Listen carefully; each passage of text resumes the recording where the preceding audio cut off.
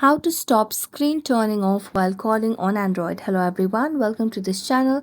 I'm Emily and I'm here to help you out today. So without any delay, let's get started. So first of all, what you need to do is just go to the settings of your device and then scroll down to find the option of apps. Then tap on system app settings over here. Now here you can see the option of call settings over here. Tap on it. And here tap on incoming call settings. Now generally there is this option of proximity sensor over here, but right now it's not available in my device.